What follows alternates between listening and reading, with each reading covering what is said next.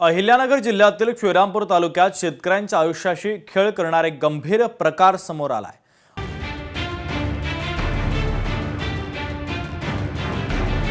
साखर कारखान्यातील मळी मिश्रित पाणी शिवारा। सध्या हे आपल्या शेतामध्ये मळीचं पाणी सोडण्यात आलंय आणि त्यामुळे आपले ना 2 बोर बंद पडलेले। इथं जे आपल्या विहिरींमध्ये मासे वगैरे होते ते पण पूर्णपणे समाप्त झाले। प्रशासन ऐकायला तयार नाही। सरकार शेतकऱ्यांच्या उत्पन्न वाढीच्या गप्पा मारते, तर दुसरीकडे कारखान्यांच्या मळीच्या पाण्यामुळे शेतकरी उद्ध्वस्त होतोय। दिले यांच्यावरती दबाव आहे, प्रेशर आहे, त्यांना नोकरीहून निघायची भीती आहे। त्यांच्या क्षेत्रात कसं काय मळीचं कोणाच्या काय म्हणतात, कोणाची परमिशन नाही। अहो, सरकारी कालवा आहे ना, कॅनल, त्याच्यामध्ये मळीचं पाणी सोडलंय। सरकारी कालव्यामध्ये मळीचं पाणी सोडलंय। ते मळीचं पाणी त्यांनी ज्या क्षेत्रामध्ये सोडलंय ती ट्रस्टची जागा आहे, त्या जागेमध्ये पाणी सोडल्यामुळे ते पर्क्युलेट होऊन विहिरींमध्ये उतरलंय। अशोक सहकारी साखर कारखान्याच्या भोंगळ्या प्रशासनाला माझा एक सल्ला आहे, तुम्हाला जर खुर्चीवरती बसून त्याच्यावरचा पदभार झेपत नसेल तर त्या खुर्च्या गरम करायचं बंद करा। आत्ताच्या आत्ता खुर्च्या सोडून द्या, त्याच्यावरती कर्तव्यनिष्ठ माणसं बसवा। तुम्हाला लाजा वाटल्या पाहिजेत। 300 हेक्टरवरील शेतकऱ्यांच्या पिकांचं नुकसान केलंय। आम्ही तुम्हाला प्रश्न विचारायला आलो होतो तर तुम्ही ढुंगणाला पाय लावून पळाला। तुम्हाला लाजा कशा वाटत नाहीत? तुम्ही म्हणता आम्हाला सिक्युरिटी गार्डकडे निवेदन द्या, तुम्हाला लाजा वाटल्या पाहिजेत रे। तुमचा कारखाना शेतकऱ्यांच्या हितासाठी आहे। शेतकऱ्यांच्या माझ्या पाठीमागं अशोक सहकारी साखर कारखान्याचा नालायकपणा आहे आणि या बाजून तुम्ही बघू शकता, या बाजून तरी निदान यांनी वापरलेलं आहे काहीतरी, पण या बाजून बघू शकता तुम्ही। आता हे व्हिडिओ मी तयार केले म्हणून कुठतरी इथं आहे ना हे बंद झालंय, नाही तर हे पूर्णपणे तळ मळीने भरलं होतं, मळीने। म्हणजे इतका भोंगळा कारभार आणि इतका नालायकपणा यांनी शेतकऱ्यांसोबत केला होता। आणि यामध्ये मित्रांनो कमीत कमी 1 लाख लिटरहून जास्त पाणी असेल मळीचं, जे पूर्णपणे इथं 300 हेक्टर शेतकऱ्यांच्या शेतामध्ये पसरलं होतं। तर नमस्कार, मी अर्जुन पठारे। आजच्या व्हिडिओमध्ये मी तुम्हाला दाखवणार आहे की अशोक सहकारी साखर कारखान्याने कारेगाव येथील शेतकऱ्यांसोबत कशा प्रकारे नालायकपणा केलाय आणि त्यांच्या भ्रष्ट अधिकाऱ्यांनी, म्हणजे शासनातील काही प्रशासनातील भ्रष्ट अधिकाऱ्यांनी या प्रकरणाला दाबण्याचा किती प्रयत्न करणार आहे। आणि या व्हिडिओमध्ये मी ते पण दाखवणार तुम्हाला की मी हे सगळी प्रोसेस कशा प्रकारे केली, रविराज दादा साबळे पाटलांपर्यंत आपण कशा प्रकारे पोहोचलो, त्यांनी आपल्याकडनं पैसे घेतले का ते फुकट आले, यावर पण आपण चर्चा करणार आहे। आणि त्याचबरोबर या सगळ्या मुद्द्यामध्ये माझ्यासोबत अन्याय काय काय घडलेले आणि मला दाबण्याचा प्रयत्न कुणी कुणी केलाय ते पण आपण तुम्हाला या व्हिडिओमध्ये दाखवणार आहे। तर मित्रांनो, तुम्ही माझ्या पाठीमागनं बघू शकता की हे बोगदा आहे, त्या बोगद्यापासून आहे ना हे मळीचं पाणी आपल्या शेतामध्ये उतरलं होतं। आणि त्यानंतर मित्रांनो ही आपली चारी आहे, या चारीतून ते पाणी पडलं होतं। आणि जे पाणी मित्रांनो पडल्यानंतर आहे ना आपण त्याचा व्हिडिओ तयार केला होता। आणि त्यानंतर मित्रांनो एवढा मोठा आउटरेज झाला आणि तो मुद्दा पूर्ण महाराष्ट्रामध्ये पसरला आणि त्यानंतर रविराज साबळे पाटलांपर्यंत हा मुद्दा पसरला। आणि त्यानंतर मित्रांनो मी तुम्हाला ना आपल्या विहिरींची पण परिस्थिती दाखवतो। विहिरींची परिस्थिती मित्रांनो अशी झाली आहे का पाण्याचा पीएच जवळपास 9.5-10 पर्यंत गेलाय आणि पूर्णपणे मित्रांनो शेतीत आहे ना करणं एकदम अवघड झालंय। म्हणजे शेतीची परिस्थिती अशी झाली आहे मित्रांनो की आपल्याला जवळपास ना जिथं टनेज आहे ना एखाद्या पिकाचं आपल्याला बऱ्यापैकी निघायचं ना, त्याचे टनेज आहे ना आपल्याला म्हणजे मीडियम सुद्धा निघत नाही। म्हणजे आपला केलेला खर्च सुद्धा आपण परत करू नाही शकत। तुम्हाला ना विहिरीची परिस्थिती दाखवतो। म्हणजे विहिरीची परिस्थिती तुम्ही बघितल्यानंतर तुम्ही विचार करशाल की नेमकं शेतकऱ्यांवर किती मोठा अन्याय चाललेला आहे। आणि हे सगळं केलं जातं मित्रांनो आपल्या महाराष्ट्रामध्ये।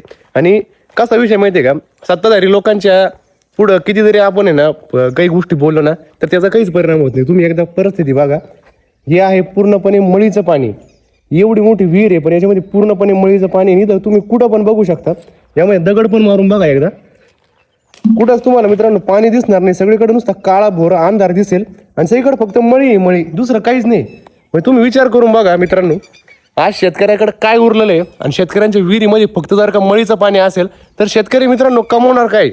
आणि या बाजूने मित्रांनो माझी शेती आहे, तर या शेतीमध्ये जवळपास आहे मित्रांनो आपण कांद्याचं पीक घेतो, त्याचबरोबर आपण सोयाबीन करतो, मका करतो, त्याचबरोबर आपण कपाशी करतो आणि त्याचबरोबर आपण अद्रक, हळद आणि ऊस करतो। तर सगळ्यात सोपा पर्याय असतो ऊसाचा, म्हणजे ज्यामध्ये आपला खर्च पण कमी होतो आणि आपलं बऱ्यापैकी काही काय ना आपल्याला सुटतं वर्षाच्या शेवटपर्यंत। तर माझ्या शेतीमध्ये मित्रांनो सध्याची परिस्थिती अशी की माझ्या शेतीमध्ये ऊसाचं पीक सुद्धा बऱ्यापैकी येत नाही। मग मी शेती करणार कशी, त्यामुळे मित्रांनो या गोष्टीवर मी मोठ्या प्रमाणात आवाज उठवत आलोय। कारण काय विषय होतो माहिती आहे मित्रांनो, जोपर्यंत आपण आवाज उठवणार नाही, जोपर्यंत आपण आहे ना या सगळ्या गोष्टी ना जगापर्यंत पोहोचवणार नाही, जोपर्यंत सोशल मीडियावर आपण आउटरीच तयार करणार नाही तोपर्यंत लोकांना कळणार नाही की आपल्यासोबत घडतंय काय, आपल्यासोबत आहे ना आपली परिस्थिती काय. त्यामुळे मित्रांनो या सगळ्या गोष्टीचा मी मोठ्या प्रमाणात आउटरीच केला. मी मीडियापर्यंत या सगळ्या गोष्टी जाऊन दिल्या, रविराज दादांपर्यंत जाऊन दिल्या, आपले शेतकरी संघटनेचे ॲडव्होकेट अजित काळे साहेबांपर्यंत हा मुद्दा जाऊन दिला. त्यातून मित्रांनो झालं असं की या मुद्द्याला आहे ना कुठंतरी ना वाचा फुटला आणि यातून ना मोठ्या प्रमाणामध्ये ना सरकारपर्यंत या गोष्टी आणि प्रशासनापर्यंत या गोष्टी पोहोचल्या आणि त्यातून आहे ना काहीतरी थोडाफार का होईना निर्णय व्हायला आहे ना सुरुवात झाली. आणि अशा रीतीने मित्रांनो आपण आहे ना या सगळ्या गोष्टी ना खेचत नेल्या. कारखान्यावर आपण धडक मोर्चा पण नेला. कारखान्याच्या मालकांना, म्हणजे मालक तर कोण नाही त्याचा, म्हणजे जे पण संचालक वगैरे असतील, जे पण तिथं स्वतःला बादशाह समजून बसले असतील, जे पण मालक होऊन बसले असतील, अशा लोकांना आपण त्यांची जागा दाखवली. जे पण कर्मचारी ना पहिले फुकटवाणी उत्तर द्यायचे, जे पण लोक आहे ना आपली मजा घ्यायचे, जे पण लोकांना असं वाटत होतं की हा एकटा आहे, हा आपलं काय वाकडं करू शकतो, तर त्या लोकांना आपण त्यांची जागा दाखवून दिली. आणि त्यानंतर मित्रांनो सांगतोय मी तुम्हाला की पुढच्या 1 ते 2 वर्षामध्ये ना आपल्या शेतामध्ये मळीचा एक थेंब सुद्धा राहणार नाही. आणि हा प्रयत्न मित्रांनो, ही ताकद आहे ना आपल्यामध्ये कशामुळे आली, सोशल मीडियामुळे लोकांनी सपोर्ट केला, लोकांनी आपल्या ताकद दिली, त्यामुळे मित्रांनो या सगळ्या गोष्टी घडत राहिल्या. तर बाकी मित्रांनो तुम्हाला मी अजून सुद्धा गोष्टी दाखवतो आणि तिकडल्या विहिरी बरोबर तिकडल्या विहिरीवर पण नेतो. तर मित्रांनो तुम्हाला आता मी दाखवणार आहे एक असं स्पॉट जे तुम्ही बघितल्यानंतर तुम्ही सुद्धा म्हणशाल हे नेमकं काय आहे. आणि हे नेमकं आहे ना म्हणजे कोणत्या लेवलची नाही दादागिरी, कोणत्या लेवलचा हा अन्याय आहे हे तुम्हाला मी दाखवणार आहे. तर पुढच्या तुम्ही ना काही मिनिटांमध्ये ते बघू शकता. तर मित्रांनो आपण आता सध्या आलोय या तळ्याच्या शेजारच्या जमिनीमध्ये आणि या पाठीमागच्या साईडने जिथं आहे ना गाड्या वगैरे येत नाही आणि जास्त इन्स्पेक्शन इथं होऊ नाही शकत. तर या ठिकाणी ना कारखान्याच्या आहे ना कर्मचाऱ्यांनी काय बोगळा कारभार केला आणि ते तुम्हाला दाखवतं.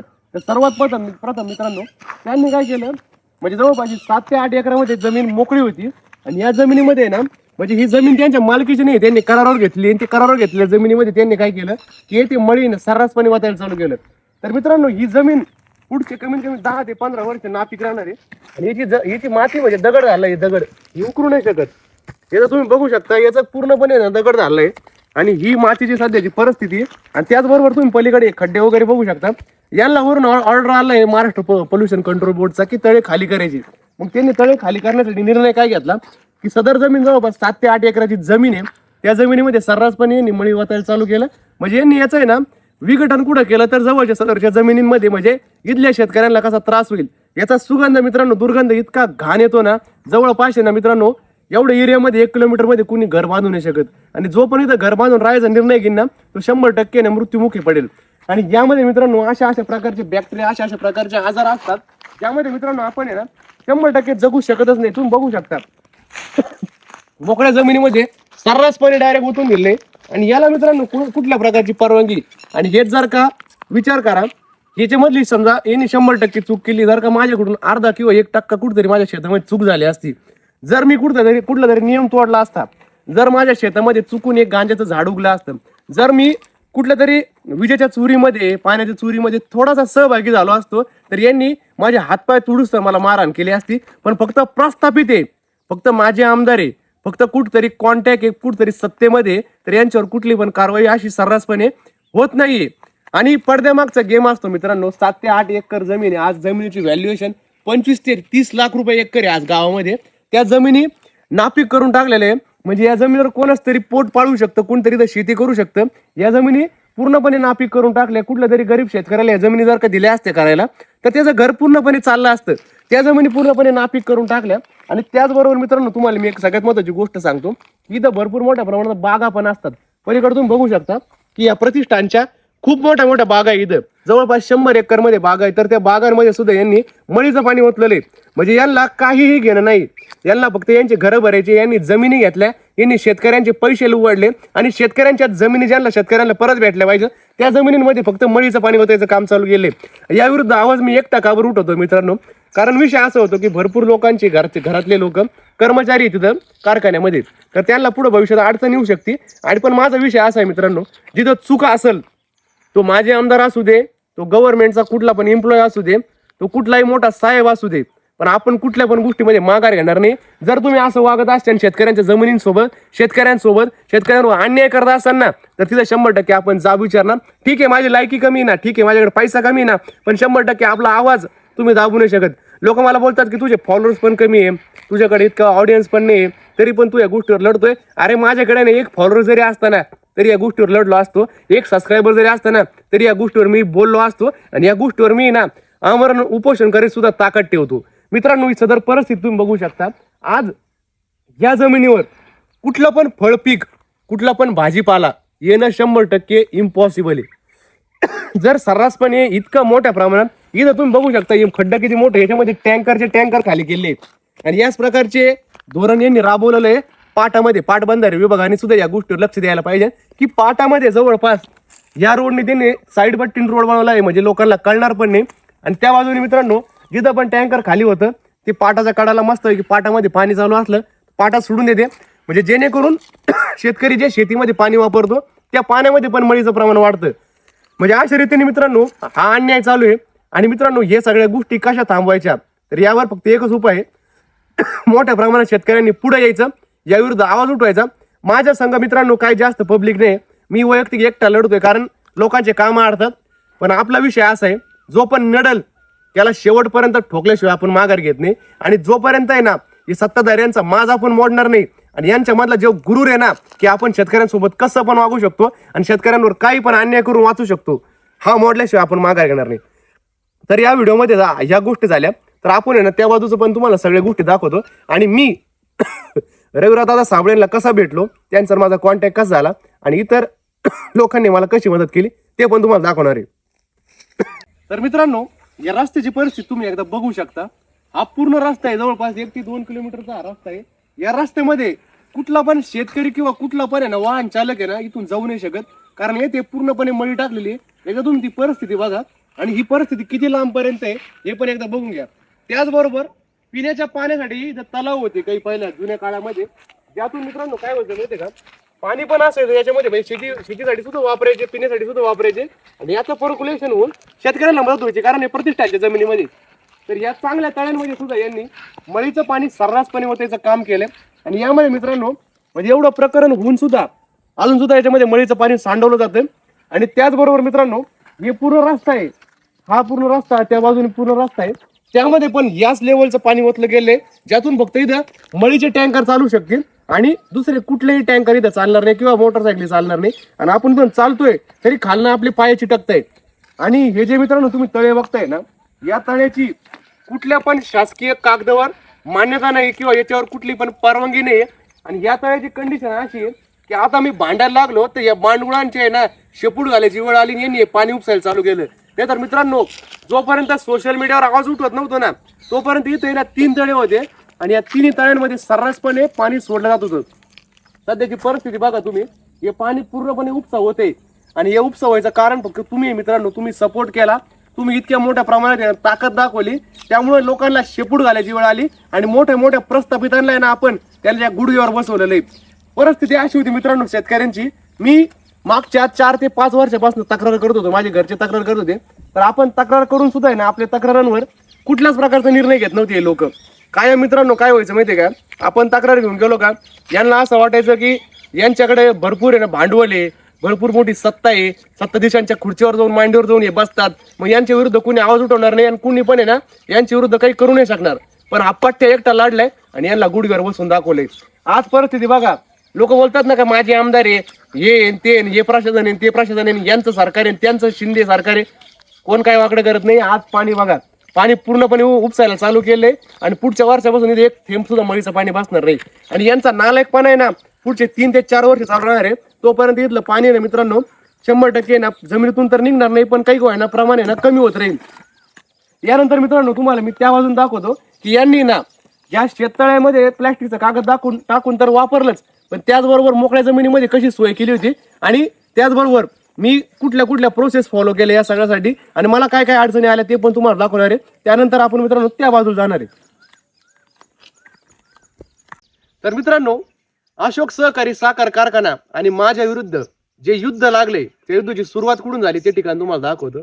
तर या ठिकाणी मित्रांनो तुम्ही बघू शकता की यांनी ना पाईपलाईन केली आणि या पाईपलाईनचा मित्रांनो मुद्दा असा आहे की यापूर्वी मित्रांनो त्यांनी 2-3 काय असतील ते तळे वगैरे केले, तिथं मळीचं पाणी टाकायला चालू केलं, बेकायदेशीर त्यांनी सगळे उपक्रम त्यांनी चालू केले. पण सगळ्यात महत्त्वाची गोष्ट म्हणजे शेतकरी दाबला असं त्यांना वाटायला लागलं.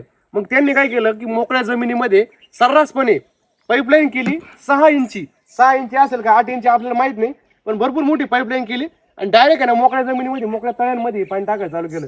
आता तुम्ही एकदा विचार करा मित्रांनो, एवढी मोठी पाईपलाईन ही, या पाईपलाईन मधनं डे नाईट इथं पाणी चालू होतं, डे नाईट. आणि मी यांना विनंती करायचो की साहेब, माझी शेती शेजारी, त्या शेतीमध्ये पाणी उतरते, माझ्या विहिरीमध्ये पाणी उतरते, माझ्या शेताचं नुकसान होते, तुम्ही काहीतरी प्लीज करा. तर साहेब मला बोलायचे की अधिकारी पण होता एक इथं, चाटूक माटूक हा अधिकारी होता, तर तो मला बोलायचा की या पाटाच्या पलीकडे आपला काही संबंध नाही. अरे भडव्या, तू आज येऊन भेट, तुला पाटाच्या पलीकडचा संबंध आज दाखवू शकतो मी. एवढे दिवस मी शांत राहिलो सोशल मीडियावर, मी इतके दिवस आहे ना काहीच बोलत नव्हतं मागच्या 1-2 वर्षापासून. पण आता जेव्हा आवाज उठवला ना, तर एका शेपूट शिरलेले आज कुणी समोर येऊन बोलू नाही शकत. यांनी एवढी मोठी पाईपलाईन करून माझ्या शेतात शेजारी पाणी टाकायला चालू केलं. तुम्ही विचार करा, या इथे इतकं हिरवळ राहायची, इथं भरपूर झाडं होते. पलीकडे तुम्ही बघू शकता मोठमोठे झाडं जळून गेले, मोठमोठे झाडं डायरेक्ट जळून खाक झाले. तुम्ही इथं जेवढे पण झाडं होते ना, हे पूर्णपणे हिरवळ रान असं होती, इथं नारळ झाडं सुद्धा जळून गेले. म्हणजे यांना लाज वाटायला पाहिजे. पर्यावरणाचं इतकं मोठ्या प्रमाणात नुकसान करताय, शेतकऱ्यांवर दडपशाही करताय, शेतकऱ्यांवर अन्याय करताय. तर मित्रांनो, या सगळा प्रकार झाल्यानंतर आपण त्यांची विनवणी केली, त्यांच्याकडे प्रार्थना केली, फक्त पाया पडायचे बाकी राहिले, फक्त पाया पडायचे. यांनी इतका इगो हर्ट केला, तर शेवटी विषय आला ऍटिट्यूडचा आणि इगोचा. तर आपण पण शेतकऱ्याची आवलत आहे. मी पण माझ्या ना मूळ रंगात उतरलो, मी पण दाखवलं की एक सुशिक्षित शेतकरी कुठल्या स्तरावर जाऊ शकतो आणि यांना कुठल्या स्तरावर जाऊन यांची लायकी दाखवू शकतो. तर मित्रांनो, सगळ्यात पहिली गोष्ट मी काय केली, यांनी पाणी माझ्या शेतामध्ये सोडलं. त्यानंतर जवळपास जेवढे पण माझे ना शेतकरी मित्र आहे, त्यांसोबत मी एक मीटिंग ठेवली. त्यांना मी माझा मुद्दा पटवून लावला की ही सगळी गोष्ट आहे ना आपल्या भविष्यासाठी भरपूर धोकादायक आहे. जवळपास 10 ते 12 विहिरींमध्ये आतापर्यंत पाणी उतरले, माझे 2 बोर बंद पडलेले. तर शेतकरी ना माझ्या संघ राजी झाले. 50-55 शेतकऱ्यांच्या सह्या घेतल्या मी वैयक्तिक एकट्याने, आणि तहसीलदारांकडे मी तक्रार केली. त्याचबरोबर महाराष्ट्र प्रदूषण कंट्रोल बोर्डाकडे तक्रार केली, त्याचबरोबर कृषी अधिकाऱ्यांकडे तक्रार केली, कृषी विभागाकडे तक्रार केली, कृषी मंत्र्यांकडे तक्रार केली, पालकमंत्र्यांकडे तक्रार केली, आमदारांकडे तक्रार केली, त्याचबरोबर जिल्हा अधिकाऱ्यांकडे तक्रार केली, आणि त्याचबरोबर मुख्यमंत्र्यांना सुद्धा लेटरला लिहून त्यांच्याकडे तक्रार केली. या सगळी गोष्टी घडल्यानंतर 1 महिन्याची मुदत भेटली. 1 महिन्यामध्ये परत आपल्याला रिप्लाय येणार होता. RTI केले, भरपूर काही गोष्टी केल्या एकट्याने, कोणाचे सपोर्ट सुद्धा घेतला नाही, कोणाचा हात सुद्धा धरला नाही. त्यानंतर मित्रांनो, यांनी काय केलं की यांना तहसीलदारांकडनं आदेश आला की या गोष्टीवर तुम्ही काहीतरी उपाययोजना करा. तर त्यानंतर त्यांनी काय केलं माहिती का, त्यांनी माझ्या शेताच्या शेजारी असलेल्या चरामध्ये डायरेक्ट आहे ना मळीचं पाणी सोडायला चालू केलं. म्हणजे यांना काय वाटलं की या शेतकऱ्याला दाबता येईल. अरे बिट्यानो, मला दाबणं इतकं पण सोपं नव्हतं. ती तुमची सगळ्यात मोठी चुकी होती. यांनी माझ्या शेतामध्ये मळीचं पाणी सोडलं. पूर्णपणे माझा चर 2 दिवस चालू होता. मी त्यावेळेस सुद्धा आहे ना विनवणी केली. तोपर्यंत मी सोशल मीडियावर व्हिडिओ पोस्ट केला नव्हता. तोपर्यंत मी विनवणी केली, साहेब हे चुकीचं आहे, तुम्ही असं करू नका. त्यानंतर त्यांचा काहीच रिप्लाय आला नाही. त्यांनी एकाला फोन कर, त्याला फोन कर. त्यांनी ना एक गरीब ड्रायव्हर होता, त्याच्यावरती आरोप लावून दिला आणि ते म्हणते त्याची चूक झाली. मला माहिती कोणाची काय चूक झाली, कारण मी तहसीलदारकडे तक्रार केली होती आणि त्यामुळे त्यांना खटकलं. तहसीलदारांचा त्यांना काहीतरी आदेश आला असेल, मग त्याला ते खटकलं ना की हा 23-24 वर्षाचा शेतकरी आणि हा आपल्या विरुद्ध कसं काय उभा राहतोय. मग याला ते खटकलं. 5-50 सह्या घेऊन मी तिथं गेलो. मग त्यामुळे त्यांनी काय केलं, माझ्या शेतामध्ये पाणी सोडलं. त्यानंतर मी सोशल मीडियाचा वापर केला. पहिला व्हिडिओ मी पोस्ट केला. त्या व्हिडिओला इतकं आउटरीच भेटलं की डायरेक्ट पेपरमध्ये बातम्या आल्या या सगळ्या गोष्टीच्या. आणि त्यानंतर मित्रांनो, आपण या व्हिडिओवर आहे ना, म्हणजे त्यानंतर परत मी 1-2 व्हिडिओ तयार केले. व्हिडिओ भरपूर महाराष्ट्रामध्ये व्हायरल झाले. त्यानंतर आपण काय केलं मित्रांनो, की आपला मुद्दा न्यूज मीडियापर्यंत गेला. त्यानंतर आपण बातम्यांमधनं झळकलो की या गोष्टीवर आपण बोललोय म्हणून. आणि TV वर पण सुद्धा या गोष्टींची आपण आहे ना बातम्या ऑलरेडी म्हणजे त्यानंतर आल्या की आपल्यापर्यंत, म्हणजे न्यूज रिपोर्टर सुद्धा आले, त्यांनी या गोष्टी सगळ्या कव्हर केल्या. आणि मित्रांनो, याचा आउटरीच भरपूर वाढला. मग आपण आहे ना थोडे शेतकरी घेऊन शेतकरी संघटनेचे ॲडव्होकेट अजित काळे साहेब आहे ना, त्यांना जाऊन भेटलो. त्यांनी यामध्ये आपल्याला मित्रांनो पूर्णपणे मदत केली बरं का. म्हणजे तो माणूस भरपूर मोठा आहे, पण त्यांनी तरी पण आपल्याला भरपूर मदत केली. माझ्यासारख्या छोट्याशा गावातल्या छोट्याशा शेतकऱ्याला त्यांनी भरपूर मदत केली. त्यानंतर विषय आला महाराष्ट्र पोल्युशन कंट्रोल बोर्डचा. त्यांच्या अंडर या सगळ्या गोष्टी आहेत. मग महाराष्ट्र पोल्युशन कंट्रोल बोर्डचे अधिकारी आपल्या शेतामध्ये आपण कसे आणले ते पण सांगतो. सुरुवात अशी झाली, त्यांना लेटर लिहिलं. त्यानंतर त्यांचा कॉन्टॅक्ट नंबर वगैरे सगळं आपलं अजित काळे साहेबांनी दिलं. आणि त्यानंतर मित्रांनो, त्यांनी 1 महिना टाळाटाळ केली. ही गोष्ट आहे ना आपण लपू नाही शकत. 1 महिना त्यांनी टाळाटाळ केली, तिथल्या अधिकाऱ्यांनी टाळाटाळ केली. मग त्यानंतर आपण आहे ना टोकाचं पाऊल उचललं. परत RTI केले आणि परत मित्रांनो आपण आहे ना उद्रेक करायचा प्रयत्न केला सोशल मीडियाद्वारे. मग त्यानंतर अधिकारी आपल्या शेतामध्ये आले. अधिकारी आल्यानंतर सुद्धा आपण त्या गोष्टीचा व्हिडिओ काढला आणि सोशल मीडियावर टाकला. आणि त्या व्हिडिओ काढल्यामुळे मित्रांनो काय माहिती का, तसं पण थोडे अधिकारी नंतर चांगले आलते, त्यांनी कुठल्या प्रकारची ना छेडखानी केली नाही ह्या पाण्याच्या सॅम्पलमध्ये आपल्या शेतातल्या. मग त्यामुळे काय झालं मित्रांनो, त्याचा आहे ना आपल्याला सॅम्पल रिपोर्ट आले. मग सॅम्पल रिपोर्ट आल्यानंतर मित्रांनो आपण काय केलं, त्यावर परत एक व्हिडिओ तयार केला. आणि म्हणजे त्यानंतर 1-1.5 महिना परत निघून गेला, 2 महिने. मग त्यानंतर काही आदेश नाही आला, आपल्याला कुठल्या प्रकारचं ऑर्डर नाही आले, गव्हर्नमेंटचं काही आपल्यासाठी काही उपाययोजना नाही आल्या. त्यानंतर मी परत उद्रेक केला सोशल मीडियावर, परत या गोष्टीवर आवाज उठवला. आणि नंतर शेवटी मित्रांनो तुमच्यासारख्या लोकांनी रविराज दादांना भरपूर मोठ्या प्रमाणात टॅग केलं आणि आपण पण रविराज दादांना मेसेज केले होते. तर रविराज दादा साबळे पाटलांनी याची दखल घेतली आणि त्यांनी स्वतः मला फोन केला की हा मुद्दा काय, याच्यावर काय घडतंय, तुमच्यावर काय परिस्थिती आली. तर त्यांना समजून सांगितलं मी, दादा आपल्या शेजारच्या जवळपास 300-350 हेक्टर जमिनी नापीक व्हायच्या याच्यावर आले आहे. म्हणजे या शेती जमिनी मित्रांनो म्हणजे काय माहितीये का, आमचं घर त्याच्यावर चालतंय, आमचा परिवार त्याच्यावर चालतो आणि त्याचबरोबर गोरगरीब ज्यांचा रोजगार त्याच्यावर चालतो ना, त्या लोकांचं सुद्धा घर त्याच्यावर चालतं. त्यामुळे आपण या सगळ्या गोष्टी यांना समजून सांगितल्या कशा प्रकारे हा अन्याय घडतोय आणि सत्ताधारी लोक कसं आपल्याला दाबण्याचा प्रयत्न करतायत. तर रविराज दादांना या सगळ्या गोष्टी पटल्या, त्याला मी डॉक्युमेंट्स वगैरे सेंड केले, इथले व्हिडिओ वगैरे टाकले आणि त्या टायमिंगला मित्रांनो तळ पूर्ण पाण्याने भरलं होतं. त्यामुळे या सगळ्या गोष्टी बघितल्यानंतर त्यांच्या पण कुठेतरी या गोष्टी जिवारी लागल्या आणि त्यांना सुद्धा कळकळ वाटली की एक शेतकरी लढतोय महाराष्ट्रामधून एवढ्या मोठ्या गोष्टीवर, आमदार खासदारांच्या लेवलच्या लोकांसोबत लढतोय, तर ते सुद्धा आपल्यासाठी सहभागी झाले. आणि ते स्वतः मित्रांनो 1ही रुपया न घेऊन 2-250 किलोमीटरचा प्रवास करत इथं आले. आपल्यासाठी पूर्ण त्यांनी ना 12-13 तास आपल्याकडे वेळ दिला. 1 रुपयाचा मित्रांनो त्यांनी काही म्हणजे पाण्याची बाटली सुद्धा त्यांनी स्वतःच्या पैशाने घेतली. इतका तो चांगला माणूस आहे. म्हणजे या सगळ्या प्रकरणामध्ये मित्रांनो त्यांनी आपल्याला भरपूर मदत केली. त्याचबरोबर मित्रांनो अजित काळे साहेबांनी सुद्धा आपल्याला भरपूर मदत केली. आणि या सगळ्यांच्या आहे ना मदतीने मित्रांनो आपण आत्तापर्यंत या प्रकारामध्ये लढत आलोय.